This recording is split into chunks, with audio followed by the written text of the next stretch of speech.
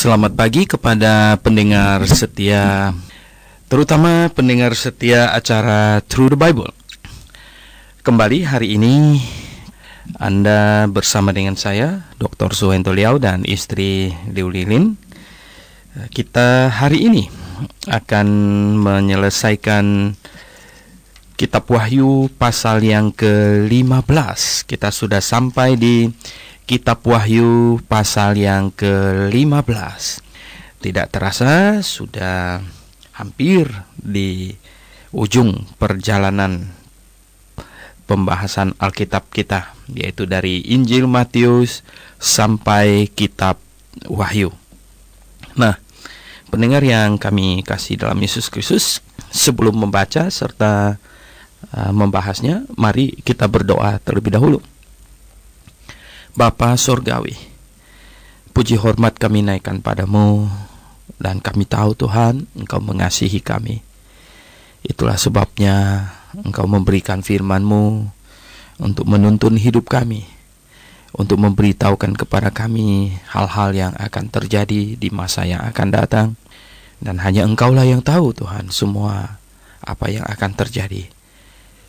Kami akan berhikmat, kami akan mengantisipasi segala situasi. Jikalau kami giat menyelidiki firman-Mu, mempelajarinya dengan hati yang rindu, mengerti akan kebenaran-Mu. Tuhan, tolong kami, pimpin kami semuanya. Dalam nama Tuhan Yesus Kristus kami berdoa. Amin. Oke, pendengar yang kami kasih dalam Yesus Kristus, ya, Lilin akan membacakan Wahyu pasal 15 yang hanya 8 ayat saja. Silakan. Demikian bunyi firman Tuhan, dan aku melihat suatu tanda lain di langit besar dan ajaib, 7 malaikat dengan 7 malapetaka terakhir, karena dengan itu berakhirlah murka Allah. Dan aku melihat sesuatu bagaikan lautan kaca bercampur api, dan di tepi lautan kaca itu berdiri orang-orang yang telah mengalahkan binatang itu dan patungnya dan bilangan namanya.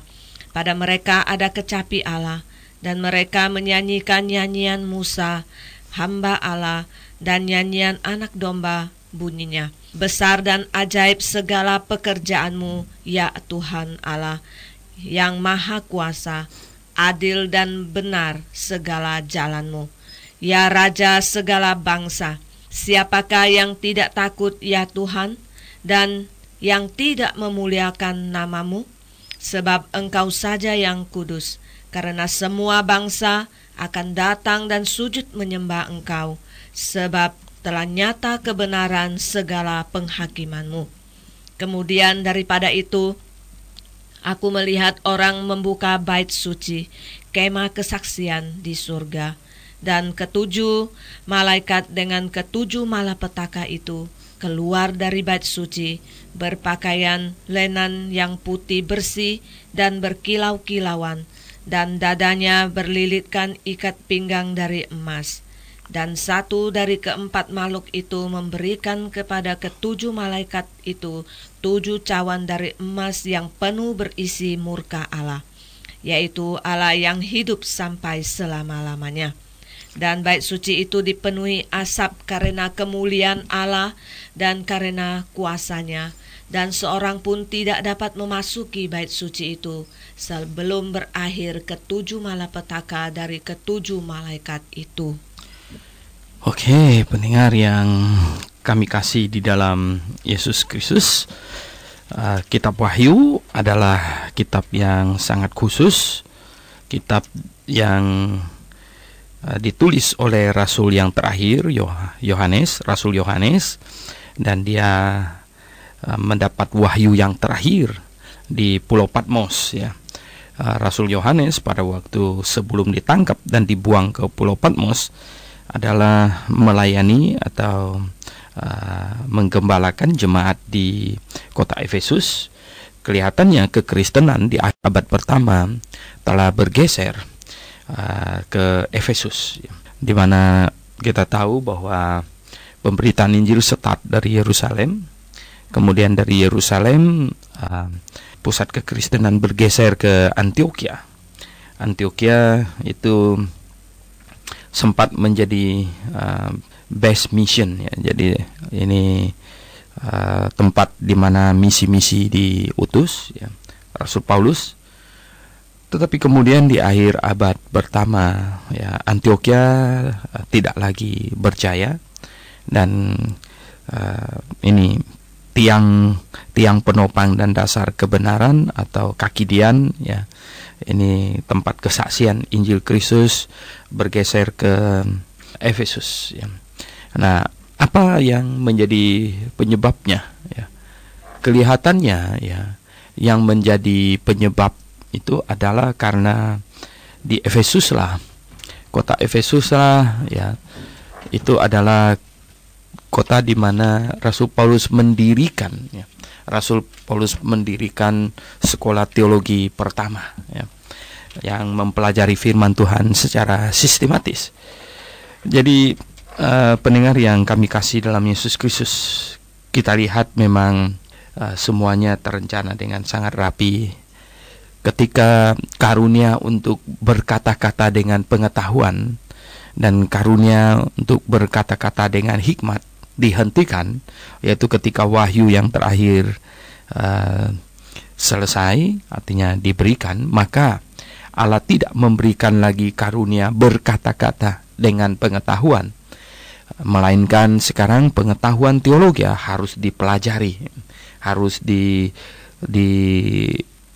dicari dengan tekun ya, harus diselidiki dengan setekun-tekunnya. Nah, pendengar yang saya kasih dalam Yesus Kristus, itulah sebabnya kota Efesus menjadi strategis pemberitaan Injil dari kota Efesus. Mengapa? Karena ya, Injil kebenaran dipelajari dengan amat sangat di sana oleh para mahasiswa teologi di sana. Jadi pendengar yang saya kasih dalam Yesus Kristus ya, kekristenan tidak mungkin beres ya, kalau tidak ditunjang oleh sekolah teologi yang beres ya. Nah, sekolah teologi ya, sekali lagi, sekolah teologi adalah ya, sesuatu yang sangat-sangat penting menunjang gereja yang benar ya. Gereja yang benar mendirikan sekolah teologi, dan sekolah teologi mengajarkan kebenaran untuk mempertahankan kebenaran dan untuk menyebarkan kebenaran. Jadi betapa pentingnya dua komponen ini. Tetapi ya, sesuai dengan hierarki yang benar, maka sekolah teologi yang alkitabiah yang benar harus berada di bawah jemaat lokal ya, satu jemaat lokal. Karena Tuhan tidak pernah berkata dia mau mendirikan sekolah teologi, panti asuhan, rumah sakit, segala macam. Tuhan hanya berkata dia mau mendirikan jemaat ya, jemaat lokal, dan sekolah teologi dan rumah sakit lah, sekolah apalah, semuanya didirikan oleh jemaat lokal. Gitu. Jadi mesti dimengerti ya. Nah, kalau kita mau local church minded ya, jangan kepalang tanggung gitu ya. Jangan kepalang tanggung. Jangan benar, agak-agak benar gitu ya. Kalau benar mesti benar betul-betul benar gitu ya. Jadi pendengar yang saya kasih dalam Yesus Kristus, nah, Rasul Yohanes melayani di Efesus ya. Kemudian dia ditangkap dan dibuang ke Pulau Patmos ya. Nah, kira-kira itu di akhir abad pertama, tahun 95 sampai 98, kira-kira begitu. Dan di Pulau Patmos inilah wahyu ini diturunkan ya. Wahyu diturunkan dan Rasul Yohanes disuruh menuliskannya dan mengirim kembali ke Efesus ya. Dan di situ ada jemaat-jemaat sekeliling Efesus yang kita sudah bahas semuanya itu. Nah, sejak ini wahyu terakhir, maka tidak ada wahyu lagi turun dari Allah. Tidak ada wahyu turun dari Allah lagi, maka ya, tidak ada lagi orang yang bernubuat yang berasal dari Allah. Tidak ada lagi. Nah, kalau mereka yang bernubuat macam-macam itu, saya ingin katakan kepada Anda, 100% itu bukan dari Allah. 100% itu bukan dari Allah. Jadi siapapun yang sesudah kitab Wahyu pasal 22 ayat 21 bernubuat ya, atau mengatakan bahwa dia mendapat wahyu dari Allah, itu bohong ya. Itu bohong. Jadi pendengar yang saya kasih dalam Yesus Kristus, ini sistem teologi kita yang benar gitu. Jadi Karena ketidakfahaman orang Kristen, maka muncullah banyak pengajaran yang sesat gitu. Karena ketidakfahaman.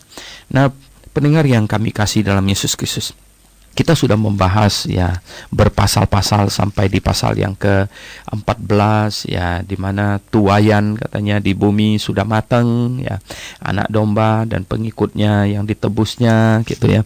Nah, sekarang katanya ini lembaran yang baru. Ini sesuatu yang baru lagi yang Yohanes lihat ya dalam ini proses pewahyuan itu. Dan aku melihat ya suatu tanda lain di langit. Jadi ini sesuatu yang lain, yang fase berikutnya gitulah, yang fase berikutnya. Melihat suatu tanda lain di langit, besar dan ajaib. Waduh ya, great and marvelous ya. Jadi besar dan ajaib katanya ya. Jadi pendengar yang saya kasih dalam Yesus Kristus ya, ini luar biasa ya. Sekarang ini ya kita lihat sungguh ya adalah sesuatu yang sangat dahsyat pasti ya, karena ya great and marvelous ya. Jadi betapa ini mega katanya, mega ini ya, dalam bahasa ini Yunaninya katanya ya, ini adalah mega kai ya tanmaston ya. Jadi mega kai tanmaston ya. Jadi ini ya, besar dan ajaib katanya ya.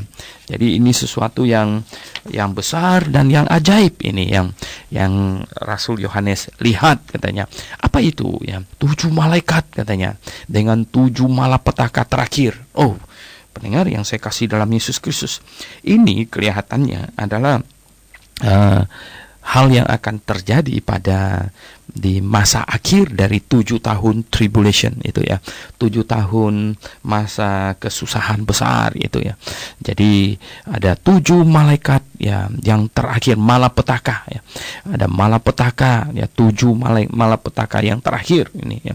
Nah, katanya karena dengan itu berakhirlah murka Allah.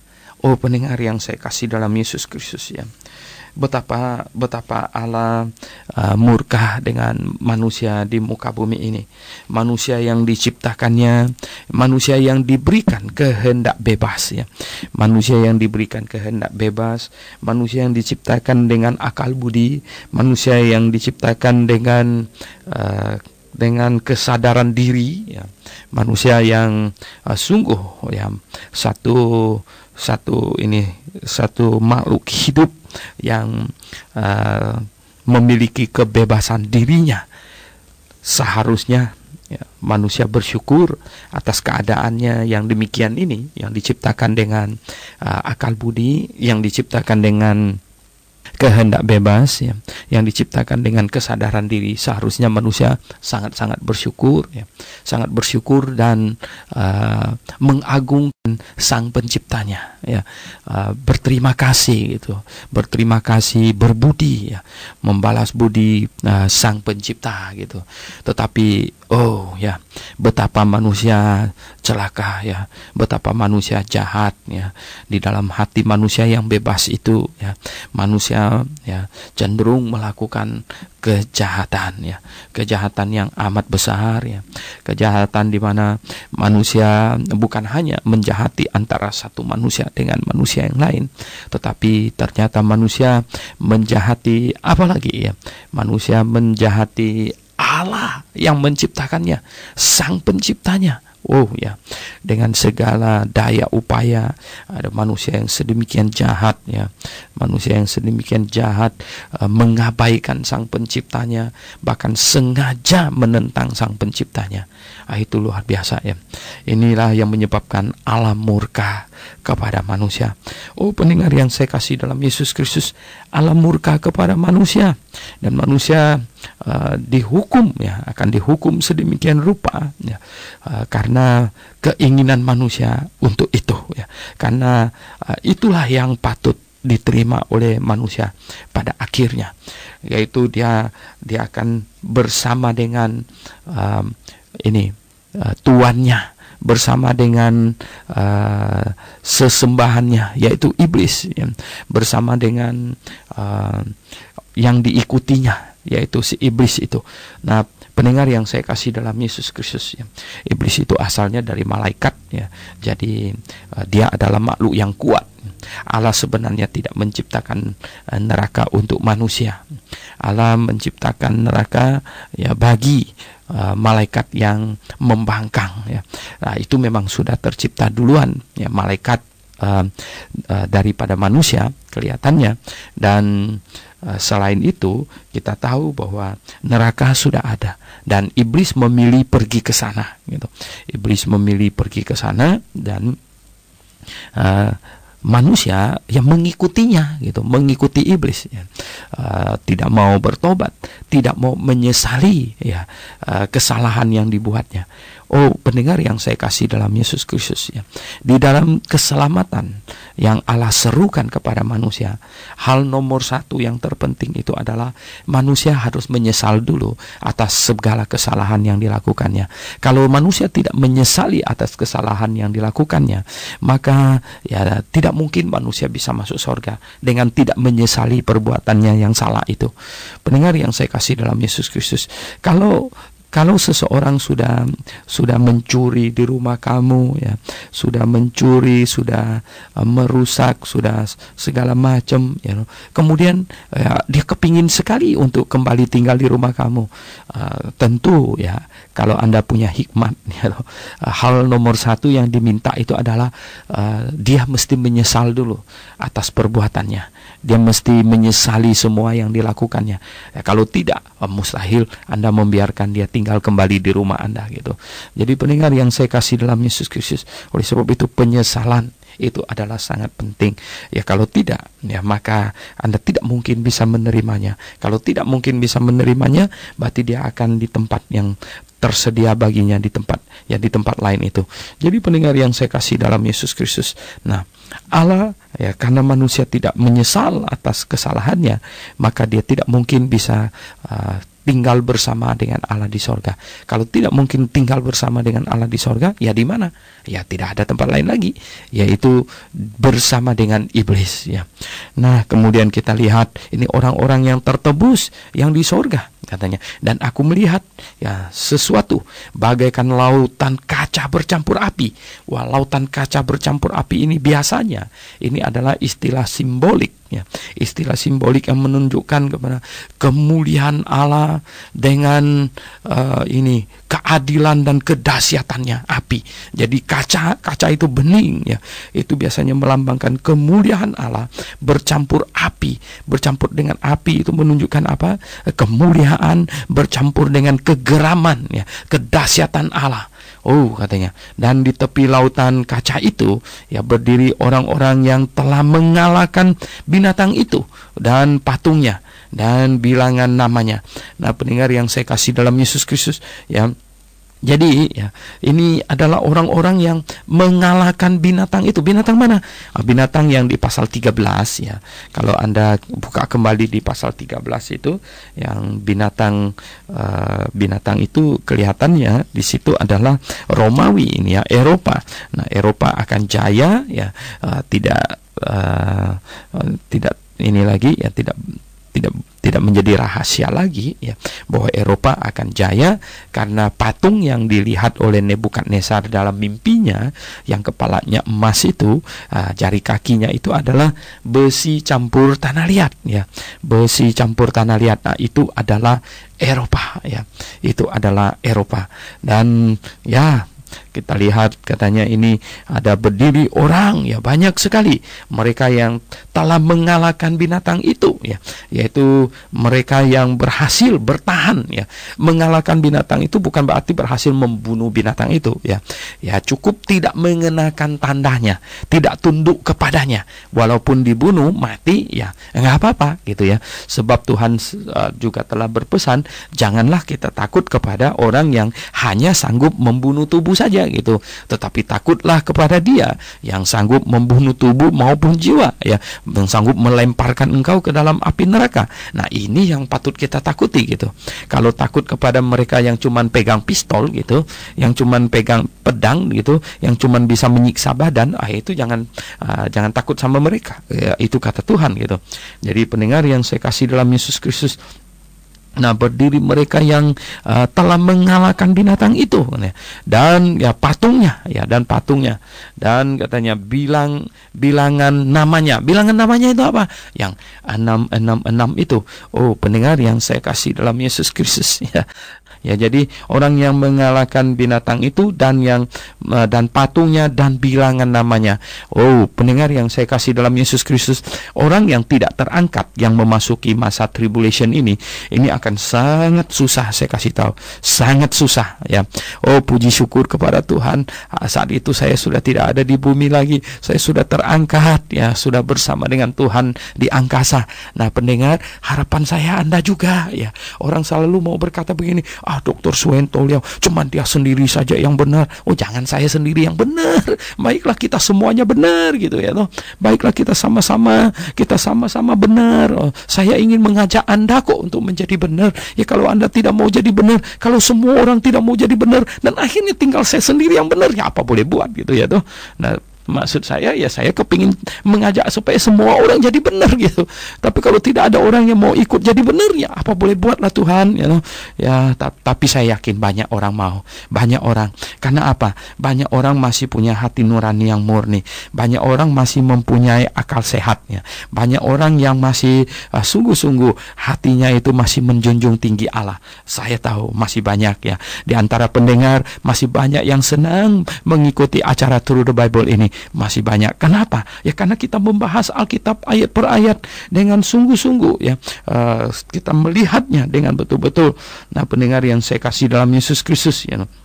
Kita lihat katanya, ini orang-orang yang menang ini, ya, ini orang-orang yang menang katanya, ya, yang sudah mengalahkan binatang itu dan patungnya dan juga bilangan namanya. Ini adalah orang yang jago ini, ya. Ini orang yang bertahan ini.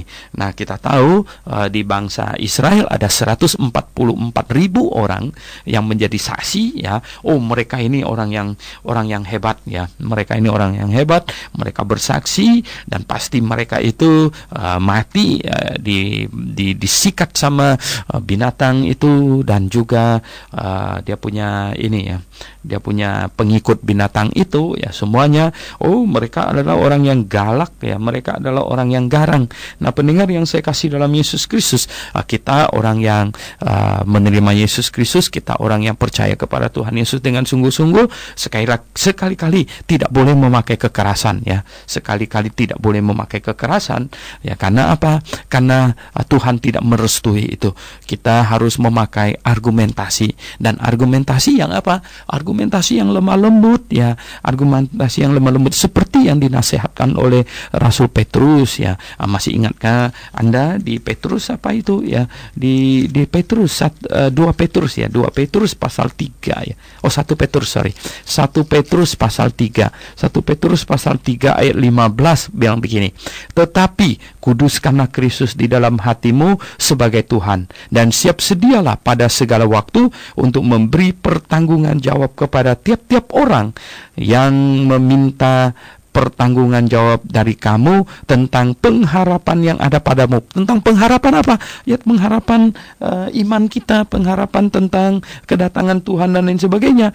Nah, tetapi katanya ada lanjutannya, tetapi haruslah dengan hormat dan lemah lembut, dengan hormat dan dengan lemah lembut. Sekali lagi, ya, kita menjelaskannya dengan hormat dan dengan lemah lembut, bukan dengan paksaan, bukan dengan kekerasan, ya. Makanan yang enak hanya boleh ditawarkan, jangan dipaksakan. Kalau dipaksakan itu bukan makanan yang enak lagi, itu jadi makanan yang menakutkan gitu. Akhir dari ayat 2, akhir dari ayat yang kedua, apa di situ dikatakan katanya, orang-orang yang menang itu pada mereka ada kecapi Allah. Mereka pegang kecapi. Ini bukan kecapi biasa, ya. Ini kecapi Allah katanya, kecapi Allah. Nah, pendengar yang saya kasih dalam Yesus Kristus, pernahkah Anda bayangkan ya, orang kalau masuk surga ya, orang kalau masuk surga itu nanti sampai di sana itu bikin apa aja gitu ya, bikin apa saja. Nah, pendengar yang saya kasih dalam Yesus Kristus, apa saja yang kita bikin di sorga nanti? Oh, di sorga nanti ya kita menyanyi memuji Tuhan ya. Itulah yang dilakukan. Di sorga kita menyanyi memuji Tuhan, menikmati kemuliaan, kenikmatan ya. Kenikmatan yang Tuhan berikan kepada tiap-tiap orang yang menang ya, orang yang diselamatkan. Di sini lihat bernyanyi ya, mereka bernyanyi memuji Allah dengan kecapi Allah, dengan kecapi. Nah, pendengar yang saya kasih dalam Yesus Kristus, saya ingin mengajak Anda untuk melihat ya tentang memuji Tuhan ya, memuji Tuhan. Nah, kalau kita buka Efesus pasal 5, kalau pendengar sekalian di tangan ada Alkitab, kalau buka di Efesus pasal 5 di ayat yang ke-18 katanya ya, di ayat ke-18 dan 19, dan janganlah kamu mabuk oleh anggur ya, karena anggur menimbulkan hawa nafsu, tetapi hendaklah kamu penuh dengan Roh. Ya, penuh dengan Roh artinya dikuasai penuh oleh Roh ya. Jadi jangan melihat bahwa penuh dengan Roh itu seperti Roh itu seperti air, kamu itu seperti cangkir gitu, lalu meluber gitu jadi airnya penuh gitu, bukan ya. Penuh dengan Roh itu adalah istilah dikuasai penuh oleh Roh. Lihat ya, dia punya perbandingannya dengan mabuk oleh anggur. Jangan mabuk oleh anggur. Orang yang mabuk oleh anggur itu artinya dikuasai oleh anggur ya. Jadi jangan kamu dikuasai oleh anggur, tetapi kamu harus dikuasai penuh oleh Roh gitu ya. Dikuasai penuh oleh Roh. Nah, bagaimana orang dikuasai penuh oleh Roh? Ya, dikuasai penuh oleh Roh itu artinya taat kepada kehendak Tuhan, taat kepada kehendak Roh Kudus. Di manakah kehendak Roh Kudus? Ya, di Alkitab ini. Oke, pendengar yang saya kasih dalam Tuhan.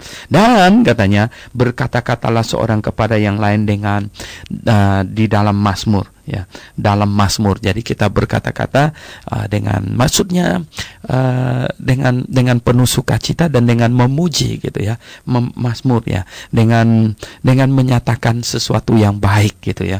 Jadi jangan berkata-kata dengan murung, dengan muka yang tidak berseri-seri, tetapi berkata-katalah dengan Mazmur ya, dengan penuh sukacita gitu ya, maksudnya gitu.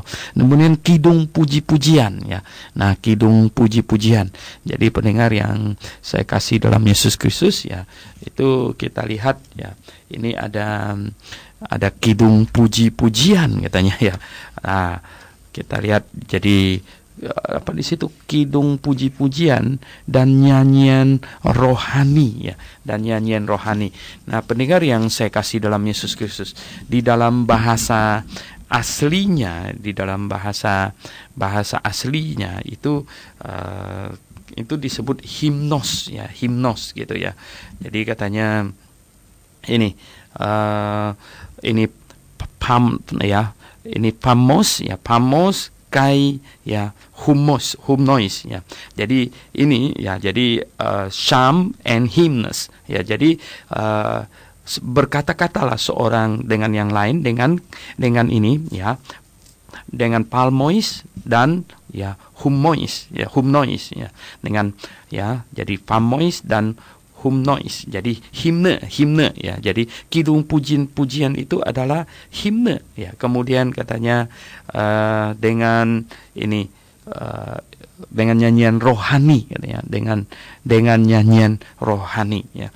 Nah, pendengar yang saya kasih dalam Yesus Kristus ya, kidung puji-pujian itu ya, jadi Mazmur itu sudah jelas kita tahu Mazmur. Kemudian kidung puji-pujian itu himne. Nah, itulah sebabnya mengapa lagu-lagu yang digubah pada abad di mana kekristenan mencapai masa yang paling cemerlangnya, itu lagu-lagunya itu adalah lagu-lagu himne ya, lagu-lagu himne. Karena di ayat Efesus pasal 5 ayat yang ke-19 ini, ya, di balik kata kidung puji-pujian itu adalah hymn noise, ya. Jadi himne itu maksudnya. Jadi pendengar yang kami kasih dalam Yesus Kristus, itulah sebabnya kita mau memuji Tuhan dengan lagu yang Tuhan senang, dengan himne gitu. Jadi ada orang berkata, himne itu kan ini musik barat gitu. Oh bukan, siapa bilang ya? Rock itu musik barat, ya. Pop itu musik barat, ya. Metal itu musik barat gitu. Nah, himne itu musik Kristen, gitu ya. Musik Kristen. Jadi pendengar yang saya kasih dalam Yesus Kristus, itu adalah lagu pujian, ya. Kidung puji-pujian orang Kristen gitu. Jadi pendengar yang saya kasih dalam Yesus Kristus, ya. Nah, kita lihat, ya, kita mau memuji Tuhan dengan irama apa? Anda mau memuji Tuhan dengan irama apa gitu? Dengan irama pop. Ya, irama pop itu kan dipakai orang di nightclub untuk memuji pacarnya gitu ya, untuk memuji ini jantung hatinya. Nah, ya kita tidak, ya oleh sebab itu kita mau memuji Tuhan dengan lagu himne. Nah, pendengar yang saya kasih dalam Yesus Kristus, lagu himne ini lagu yang sangat khas, ya. Ini lagu ini iramanya tidak dipakai di nightclub gitu. Iramanya hanya dipakai untuk memuji Tuhan. Nah, sedangkan rock, ya, irama rock, itu irama rock itu irama dipakai untuk ini merangsang anak muda melakukan dosa gitu ya.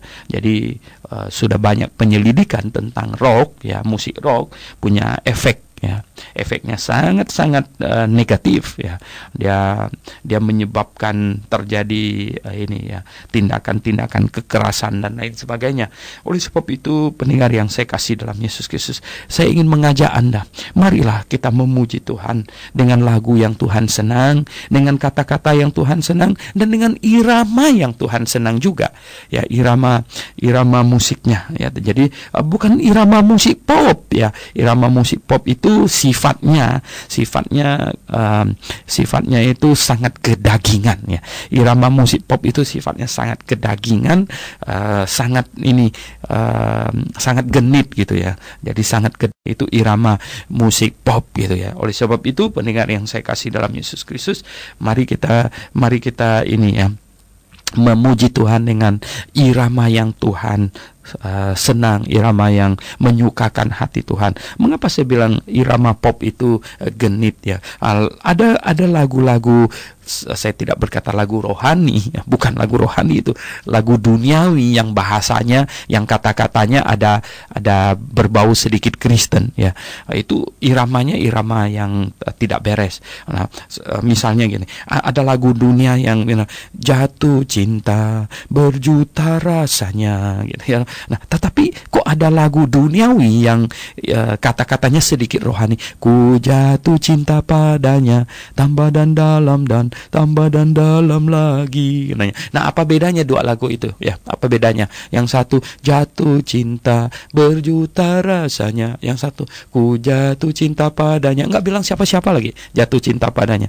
Nah, pendengar yang saya kasih dalam Yesus Kristus, ya. Saya ingin mengajak Anda menjadi orang Kristen yang kritis, menjadi orang Kristen yang tidak sembarangan menerima, menjadi orang Kristen yang betul-betul waspada. Kita tinggal di akhir zaman loh, saudara, ya. Kita tinggal di akhir zaman, ya. Ini zaman penuh dengan penyesatan, ya. Zaman penuh dengan tipu muslihat iblis, ya. Oleh sebab itu kita perlu waspada, sewaspada mungkin, ya. Nah, mengenai musik ini, ya, kita lihat di Wahyu pasal 15 ini, ya, orang yang menang itu semuanya memegang kecapi Allah katanya, dan katanya mereka menyanyikan nyanyian Musa. Nyanyian Musa itu yang mana itu nyanyian Musa? Nyanyian Musa rupanya ada di kitab Keluaran pasal 15, ya. Coba Anda buka di Keluaran pasal 15, di situ ada nyanyian Musa katanya, ya. Pada waktu itu Musa bersama-sama dengan orang Israel menyanyikan nyanyian ini bagi Tuhan yang berbunyi apa? Ini lagunya panjang lagi, ya. Adanya, baiklah aku menyanyi bagi Tuhan, sebab ia tinggi luhur, katanya. Ya, oh, kuda dan penunggangnya dilemparkannya ke dalam laut. Ingat, nyanyian Musa ini nyanyikan ketika mereka selesai menyeberangi laut Tebrau, ya. Dan kita tahu ya waktu itu kuda penunggang segala macam yang punya Firaun jungkir balik di dalam laut oleh air yang menutupi mereka, ya. Nah, Tuhan itu kekuatanku dan mazmurku. Ia telah menjadi keselamatanku. Ya Allahku, ku puji Dia. Ya Allah Bapakku, ku luhurkan Dia. Oh, sungguh sebuah lagu yang sedemikian indah. Sayang kita nggak punya notnya, ya. Sayang kita nggak punya notnya gitu. Tapi kata-katanya sungguh luar biasa. Tuhan itu pahlawan perang. Tuhan itulah namanya. Jadi pendengar yang saya kasih dalam Yesus Kristus, ini nyanyian Musa, Nah, nyanyian Musa yang dinyanyikan oleh mereka yang menang. Memang setiap orang yang menang menyanyikan lagu nyanyian Musa ini indah sekali, cocok sekali. Kereta Firaun dan pasukannya katanya dibuangnya ke dalam laut, dan para perwiranya yang pilihan dibenamkan ke dalam laut Tebrau. Dibenamkan katanya. Samudera raya menutupi mereka. Air yang dalam mereka tenggelam seperti batu. Aduh, nggak timbul-timbul lagi gitu ya. Tangan kananmu Tuhan memuliakan kuasa. Jadi pendengar yang saya kasih dalam Yesus Kristus. Nah, kita tidak ada waktu untuk membahas ini nyanyian Musa ini kalimat per kalimat, ya. Pokoknya kalau Anda mau nanti selesai Through the Bible ini, Anda baca lagi itu nyanyian Musa itu, ya. Itu nyanyian orang yang menang, ya. Nyanyian orang yang dipihaki Tuhan, ya. Yang dimana mendapatkan keselamatan oleh karena kasih karunia Tuhan, oleh karena pimpinan Tuhan, katanya. Dan bukan itu saja, mereka menyanyikan nyanyian Musa, hamba Allah, dan juga apa katanya, nyanyian anak domba. Nyanyian anak domba yang bunyinya apa? Nah, ini nyanyian anak domba. Oh, pendengar yang saya kasih dalam Yesus Kristus, salah satu hal yang indah, ya, salah satu hal yang indah dari hidup kekristenan itu adalah banyak nyanyi, ya, banyak nyanyi. Kenapa kita banyak nyanyi? Oh, sukacita. Kenapa sukacita? Oh, pasti masuk surga. Ya, bagaimana enggak sukacita? Pasti masuk surga, ya toh. Nah, kenapa bisa pasti masuk surga? Karena Yesus Kristus, juru selamat saya, sudah menggantikan saya dihukum atas semua dosa saya. Dan sekarang saya sedang menggantikannya hidup. Jadi kapan saja saya mati, saya pasti masuk surga. Tentu dengan syarat saya tetap di dalam Dia. Kalau saya keluar, saya tidak di dalam Dia, saya tidak mungkin bisa selamat. Saya selamat adalah jikalau saya tetap di dalam Yesus Kristus, ya. Asal saja saya tidak menjadi sia-sia dalam percaya gitu. Oke, pendengar yang saya kasih dalam Yesus Kristus, kita lihat nyanyian anak domba. Nah, pendengar yang saya kasih dalam Yesus Kristus, kalau Anda belum bersukacita atau belum menyenangi bernyanyi itu, ya.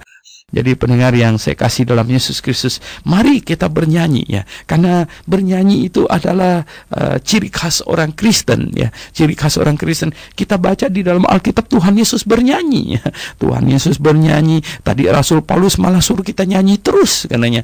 Ya, jadi berbicara dengan teman dalam mazmur dan dalam himne, katanya. Ya, begitulah. Jadi pendengar yang saya kasih dalam Yesus Kristus, mari, ya, Anda mesti menyukai aktivitas bernyanyi itu. Sebab apa? Nanti di surga kita akan bernyanyi lagi gitu. Bernyanyi terus.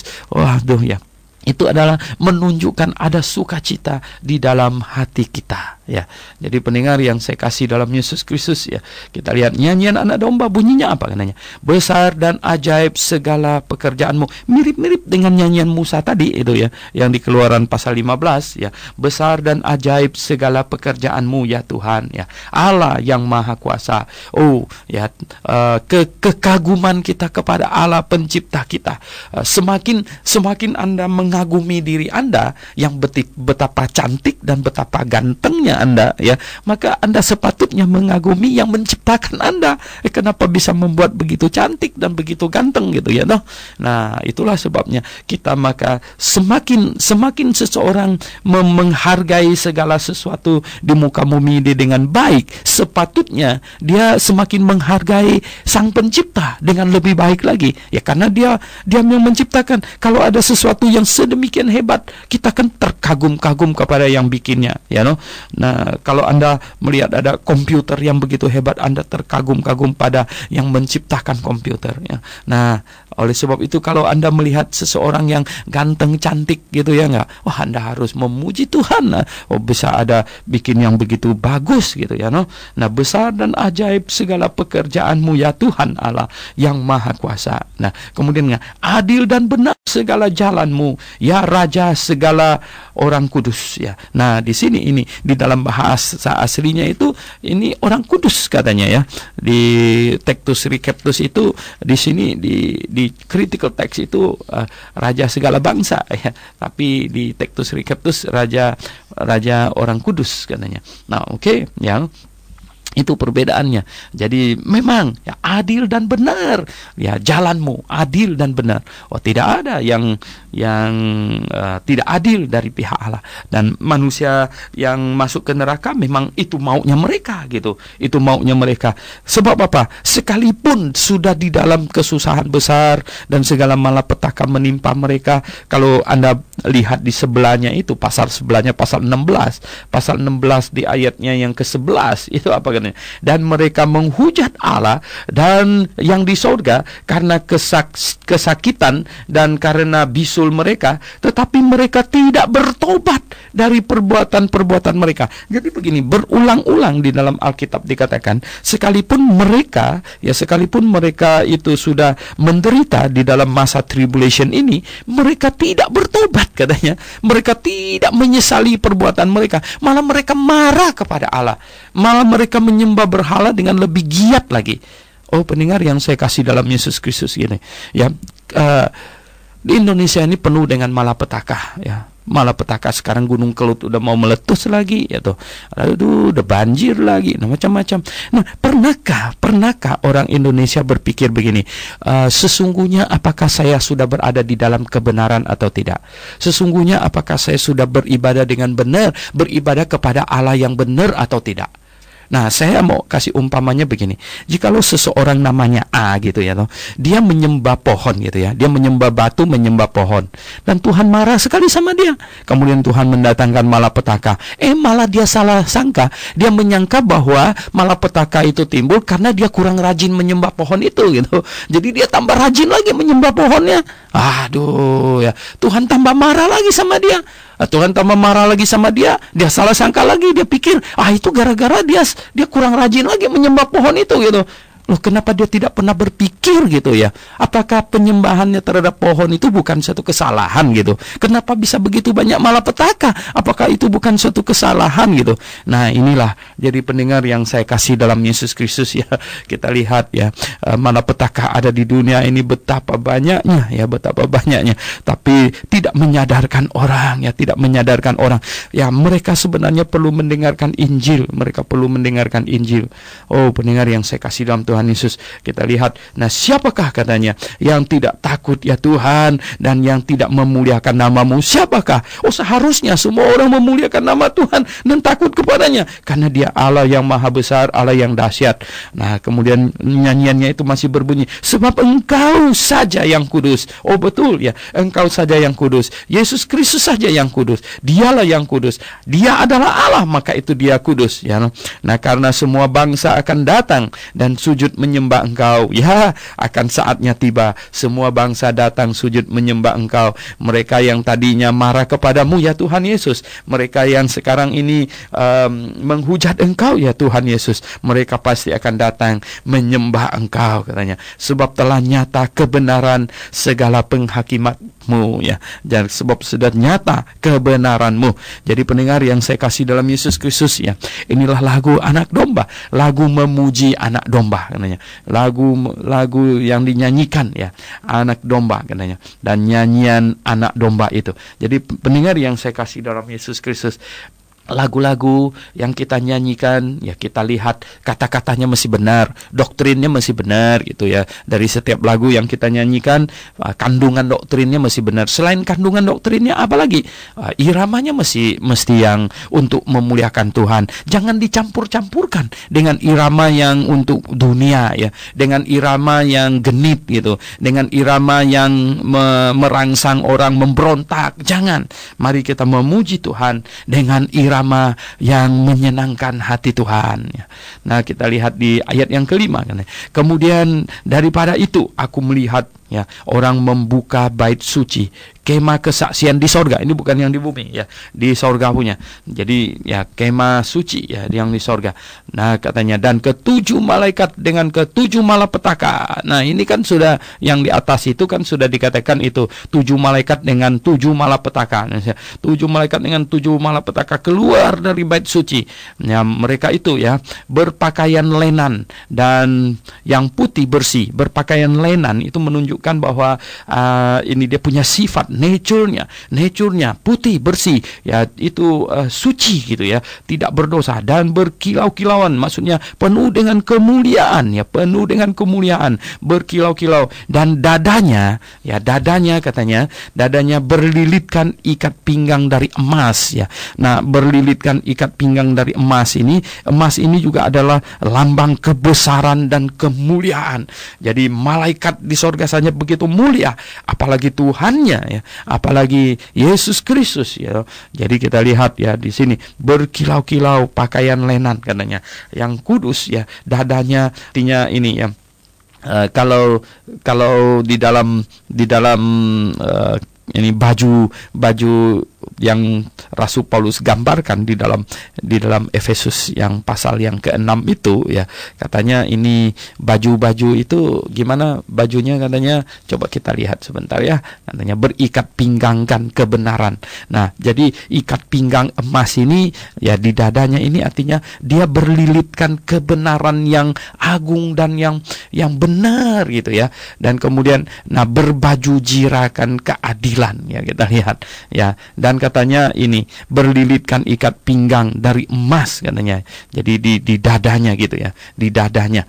Dan katanya suatu tempat ya, dan satu dari keempat makhluk itu memberikan kepada ketujuh malaikat itu 7 cawan dari emas yang penuh berisi murka Allah. Waduh ya, 7 cawan emas ya, penuh berisi murka Allah, yaitu Allah yang hidup sampai selama-lamanya. Pendengar yang saya kasih dalam Yesus Kristus ya,